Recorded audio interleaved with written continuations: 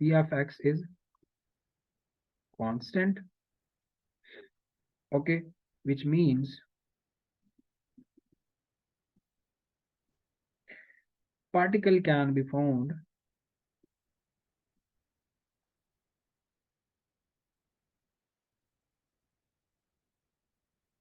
anywhere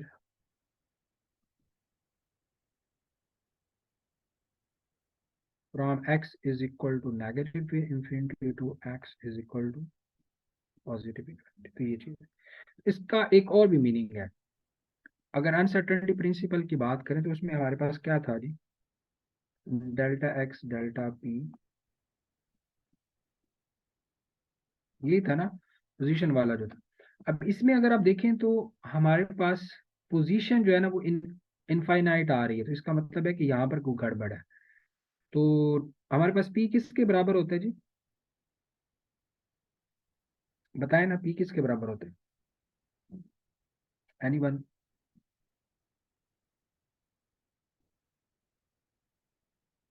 delta F over delta T इसी के बराबर होता है ना, यानी सॉरी मैंने उल्टा बता दिया। ये कुछ इस तरह से होता है, delta P over delta T is equal to क्या होता है, डेल्टा एफ। अच्छा, अब यहाँ पर हमारे पास क्या है, फोर्स जीरो है, पार्टिकल फ्री है ना, फ्री पार्टिकल, तो फोर्स जीरो होगी तो इसका मतलब है delta P zero. Delta P zero का मतलब ये है कि आपने 100% प्रिसीजन के साथ डेल्टा पी को फाइंड कर लिया हुआ है। 100% एक स्पेसिफिक वैल्यू फाइनल दे दी हुई है ना, तो जब आपने इसको 100% प्रिसीजन के साथ फाइंड कर लिया हुआ है तो फिर ये डेल्टा एक्स जो होगा इसकी प्रिसीजन बिल्कुल इन्फिनिटी पे चली जाएगी, ठीक है। ऑब्वियसली ये आप इसमें देख सकते हैं कि ये अगर आपका जीरो हो गया तो बाकी सारा कुछ डेल्टा एक्स यहाँ पे इन्फिनिटी पे चला जाएगा। ये बात बेसिकली मैं यहाँ पे कहना चाह रहा था कि ये अनसर्टेनिटी प्रिंसिपल के भी मुताबिक यही बात बनती है। तो ये दोनों आपस में यहाँ पे इंटरलेट पे हम लोगों ने कर दिया। शॉर्ट क्वेश्चन आ सकता है ये इस पे भी। चलिए, ये चीज आपको समझ आ गई है, तो अब हम लोग आगे मूव करते हैं नॉर्मलाइजेशन की तरफ। एक तो मैं इक्वेशंस को नाम दे लूँ यहाँ पर, किधर ये, हाँ जी, ये जी। इसको वन नाम दे देते हैं। अच्छा जी, अब नेक्स्ट हमारे पास है नॉर्मलाइजेशन। ये क्या चीज है?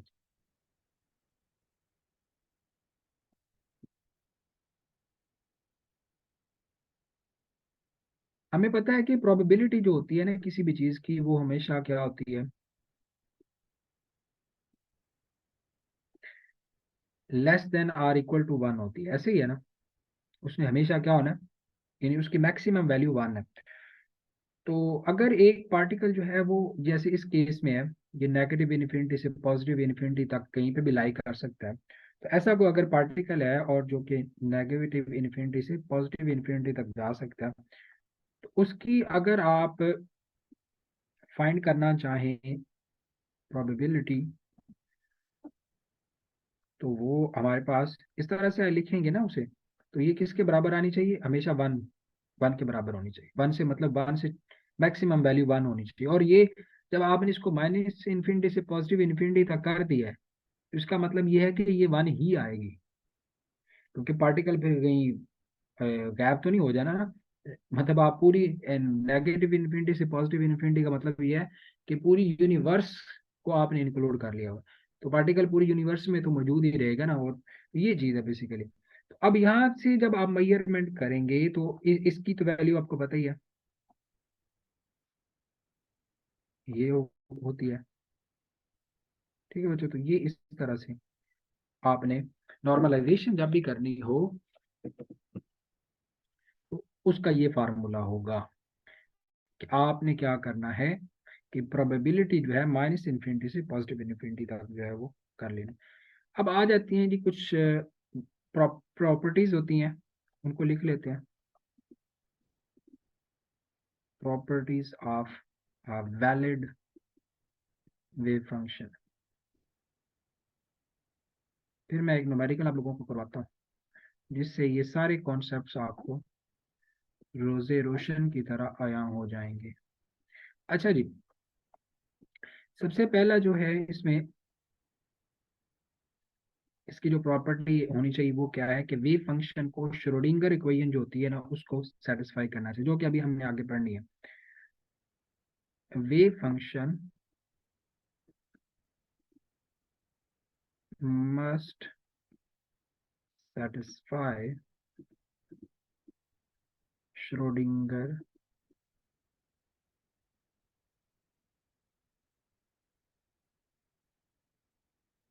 इक्वेशन। ठीक है जी। नंबर टू प्रॉपर्टी जो है वो क्या है कि ये जो वेव फंक्शन है जिसको साइज से हम रिप्रेजेंट करते हैं मस्ट बी फाइनाइट, मतलब ये ना हो कि वो खुद ही इन्फिनिटी तक पहुंच रहा हो। Must be finite to avoid infinite probabilities. ठीक हो गया। थर्ड जी, थर्ड ये है कि इसको क्या होना चाहिए, ये जो साई और इसका जो फर्स्ट स्पेशल ये क्या लेंगे, first derivative with respect to some special coordinate. Special mean ये वाला स्पेशल है। स्पेशल कोऑर्डिनेट जो होना चाहिए मस्ट बी कॉन्टिन्यूस। ये भी आपको पता है कॉन्टिन्यूस कौन से होते हैं और डिसकंटिन्यूस कौन से होते हैं। अच्छा जी, फिर क्या है कि फाई मस्ट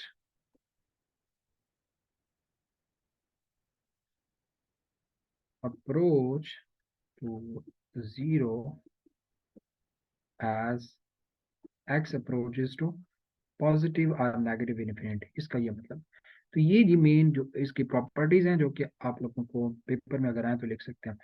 अब नेक्स्ट ही आपका मैंने भी कहा था कि एक न्यूमेरिकल करेंगे हम लोग। वो न्यूमेरिकल कुछ इस तरह से है कि लिख लें जी सेकंड प्रॉपर्टी। अब ये शो हो रही है तो सेकंड समझा दूं। इसका मतलब ये है कि कहता है कि psi must be finite to avoid infinite probability. ये भी अब देखिए यहाँ पे हम लोगों ने प्रोबेबिलिटी का ये फार्मूला देखा है ना, ये वाला। चलिए इसी को ले लेते हैं, ये नॉर्मलाइजेशन वाला जो है बेसिकली यही प्रोबेबिलिटी है ना कि आप। अच्छा इसको थोड़ा मेरे ख्याल में वेट कर लेते हैं हम लोग, अभी न्यूमेरिकल करता हूँ उसके बाद अगर आपको लगा कि क्वेश्चन बनता है तो फिर मैं आपको करवा दूंगा। तो असल में जब तक हम लोग इन चीजों को अप्लाई नहीं ना करते ये हमें ऐसे लगता है कि जैसे हवा में बातें हो रही हैं। तो अभी इसका एक न्यूमेरिकल करते हैं।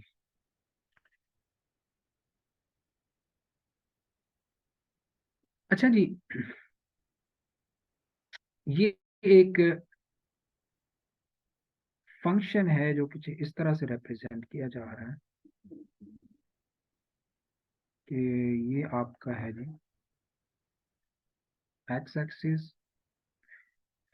और यहाँ पर जी उसका एम्पलीट्यूड है। ठीक है, इधर इधर क्या जा रहा है एम्पलीट्यूड। अब यहाँ पर कुछ इस तरह से है कि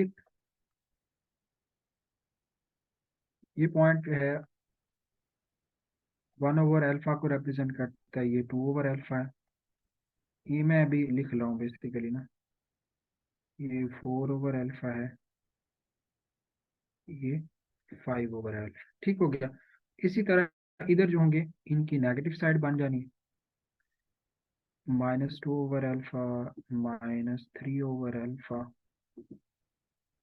-4/अल्फा, -5/अल्फा। और इसमें ऐसा है कि आपका जो ग्राफ है ये कुछ इस तरह से, इसको थोड़ा सा कर्वी बनाना है। ठीक है जी, ये कुछ इस तरह से प्यारा सा बन जाए। ठीक है, ये पॉइंट जो है ये ए है, मतलब इसका एम्पलीट्यूड है, मैक्सिमम एम्पलीट्यूड। और ये कर्व रिप्रेजेंट करती है इसको। ये एक स्ट्रेट फंक्शन है हमारे पास। ठीक है बच्चों, यहाँ पर इसमें आप समझ आ गए कि ये ए जो है इसका एम्पलीट्यूड है अल्फा, कोई यहाँ से आपको वैल्यूज नजर आ रही हैं वो है, और एक्स जो है ये वेरिएबल है इसका। यानी आप कह सकते हैं कि आपका साई जो है वो इस तरह से गिवन है, जो कि सिर्फ और सिर्फ एक्स के ऊपर डिपेंड करता है, टाइम के ऊपर डिपेंड बिल्कुल नहीं कर रहा अभी। और ये आगे हम पढ़ेंगे जी, कुछ टाइम पे भी डिपेंड करते हैं, कुछ नहीं करते, वो बाद में बातें करते हैं। तो ये जी आपके पास एक जो है स्टेट फंक्शन या वो दे दिया गया। अब इसमें वो कहता है कि ये रिप्रेजेंट कर रहा है एक वेव पैकेट को। मैं इसकी स्टेटमेंट भी आप लोगों को लिख देता हूँ कि सॉरी क्या हो गया।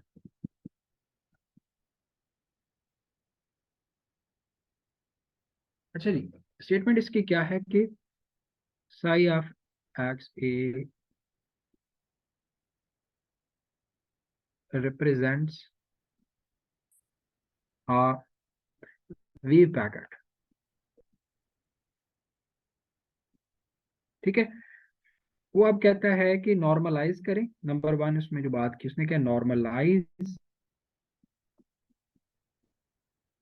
साई टू फाइंड ए, यानी इसको नॉर्मलाइज करके वो कहता है ए की वैल्यू फाइंड करें। नंबर टू जो बात उसने की है वो कहता है find the probabilities of being. ठीक है, वो कहता है बेसिकली प्रोबेबिलिटी फाइंड करें पार्टिकल की, पी ऑफ एक्स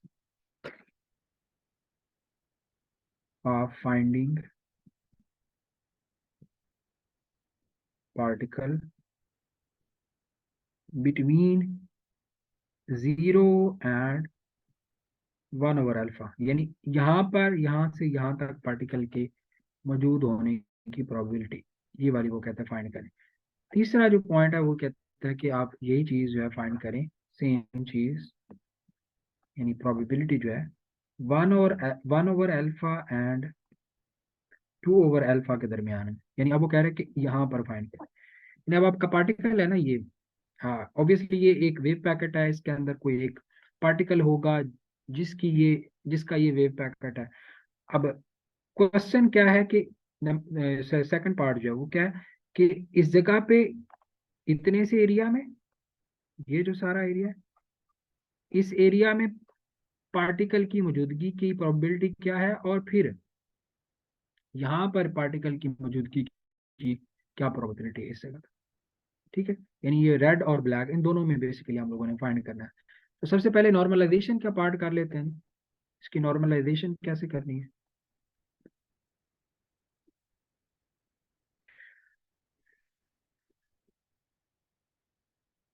अच्छा बच्चों, तो सीन ये है कि हमारे पास है नॉर्मलाइजेशन का फॉर्मूला कुछ इस तरह से, माइनस इन्फिनिटी से plus infinity is equal to 1, और साथ यहाँ पे क्या होता है डी ऑफ एक्स। अब हम लोगों ने पता है कि यहाँ पर इसका मतलब है साई और साई का जो कॉन्जुगेट है वो। तो यहाँ पर क्योंकि आपको पता है कि ये ए आ जाना है E power minus alpha delta X. अच्छा, इसमें आई नहीं है, ऐसे ही है ना, तो इस वजह से उसका कॉन्जुगेट जो होगा, अगर आई होता तो फिर हमने उसके कॉन्जुगेट को रिप्लेस करना था। अब कॉन्जुगेट नहीं है तो फिर हम उसे एज इट ही लिख देंगे। कॉन्जुगेट अगर सॉरी आई होता ना, आई अयोटा जिसे कहते हैं ये वाला, अगर ये आई होता इस फंक्शन के अंदर यहाँ पर, तो फिर हमने क्या करना था, उसको माइनस आई से रिप्लेस करना था, फिर कॉन्जुगेट बनना था। अभी क्योंकि आई नहीं है तो इसका कॉन्जुगेट एज इट ही आ जाएगा ये चीज। ठीक है बच्चों, तो ये इस तरह से हमारे पास बन जाता है। अब इनको जी देखें क्या बनता है, ए स्क्वेयर आ जाना सबसे पहले तो। सेकंड जो चीज आएगी वो है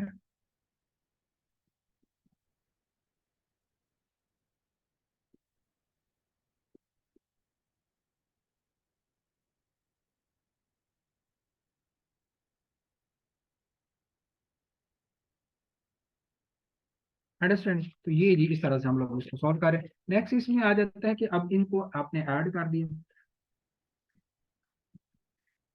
ये ऊपर, तो ये बेसिकली 2 अल्फा डेल्टा एक्स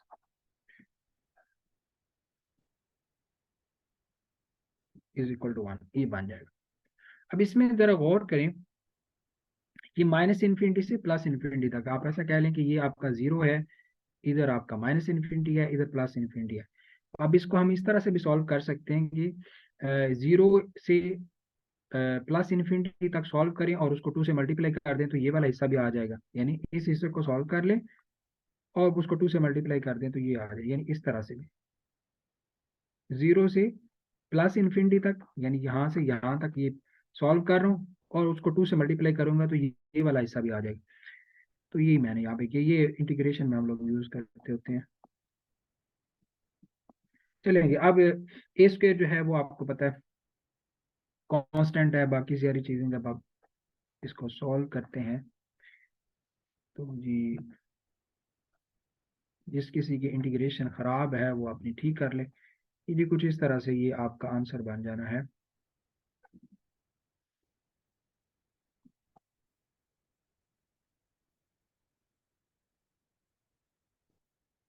ठीक है बच्चों, तो ये जी हमारे पास बेसिकली चीज बनती है इसमें।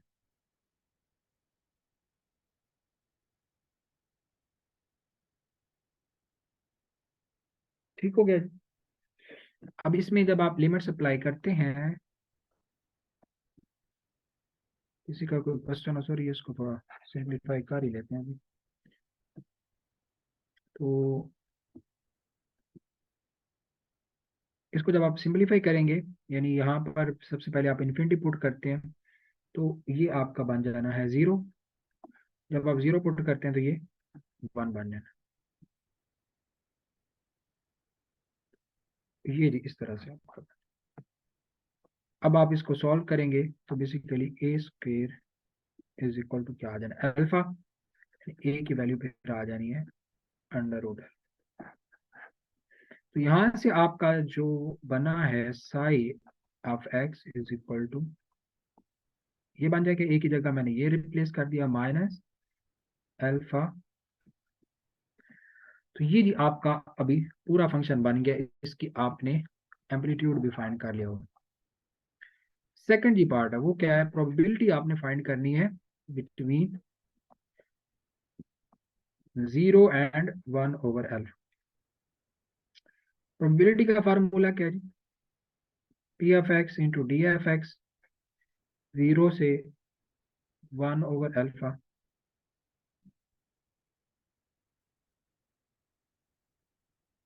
यार ये आप लोगों को सब कनेक्ट नहीं है, वाह। अभी किसी का मैसेज आया कि क्लास कनेक्ट नहीं हो रही है, पहले कहीं किसी ने किया था मैसेज, मुझे अभी शो हो रहा है। हाँ जी, असमा शायद आपका आया हुआ था, अभी क्लास में है, आपको कोई इशू तो नहीं आ रहा। अच्छा जी, इसमें जो बात है ना वो ये है,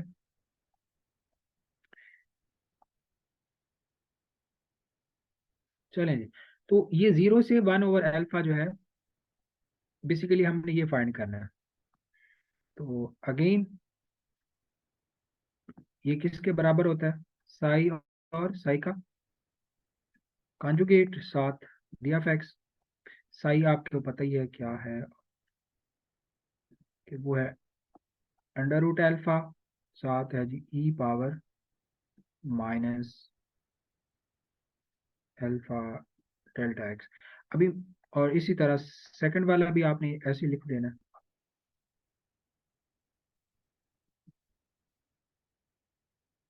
और ये जी साथ दिया एक्स, इसको सॉल्व करेंगे ये अल्फा हो जाना है, और ये दोनों जो हैं ये -2 अल्फा डेल्टा एक्स इस तरह से बन जाएंगे। और यहाँ पर अगेन जी आपके पास जो इसका आंसर आना है वो ये कुछ इस तरह से आना है, -2 अल्फा और साथ आ जाना है जी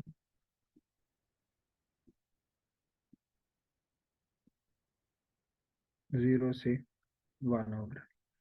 इसको जब आप सॉल्व करते हैं ना तो कुछ इस तरह से आपके पास आना है। इसमें जब आप 1 ओवर अल्फा पुट करेंगे तो एक अल्फा इससे कट जाएगा, बाकी जो चीज़ रह जानी है वो ये बच जानी है और इधर 1 आ जाना। ठीक है, क्योंकि जब 0 आप पुट करेंगे तो ये 1। तो इसका आप अगर देखेंगे ना तो ये आंसर आता है, मतलब ये वाली जो प्रोबेबिलिटी है P of x D A 0 to 1 over alpha, इसका आंसर जो आएगा अप्रोक्सीमेटली, आप इसको सॉल्व कर के देख सकते हैं 0.232 ये आता है। यानी ये तकरीबन 43.2% ये प्रोबेबिलिटी है। अब सेकंड वाले का जब आप देखते हैं ना, सेकंड क्या है जी, दूसरा तीसरा पार्ट जो है, तीसरे पार्ट में ये है कि ये 1/α से 2/α तक की ये प्रोबेबिलिटी आपने फाइंड करनी है। इसमें भी अगेन हम लोग यहीं से पकड़ लेते हैं, बाकी सारी चीज़ें सेम रहनी है, इसमें सिर्फ ये लिमिट से चेंज होनी है। अल्फा ओवर माई तो ये जी कुछ इस तरह से होगा वो, ये इसकी लिमिट्स क्या बनेगी, 1/α से 2/α। इनको जब आप पुट करते हैं तो कुछ इस तरह से आपका आंसर आना है, -1/2, और यहाँ से आ जाएगा -4, और ये अप्रोक्सीमेटली बनेगा 0.059। ठीक है बच्चों, यानी तकरीबन अगर इसको आप मल्टीप्लाई करें 5.9%। तो यहाँ से हमें क्या पता चलता है कि ये जो रेड एरिया है, सॉरी ब्लैक एरिया है, यहाँ पर पार्टिकल के ज्यादा पाए जाने की प्रोबेबिलिटी है, मतलब 0 से 1/α के दरम्यान।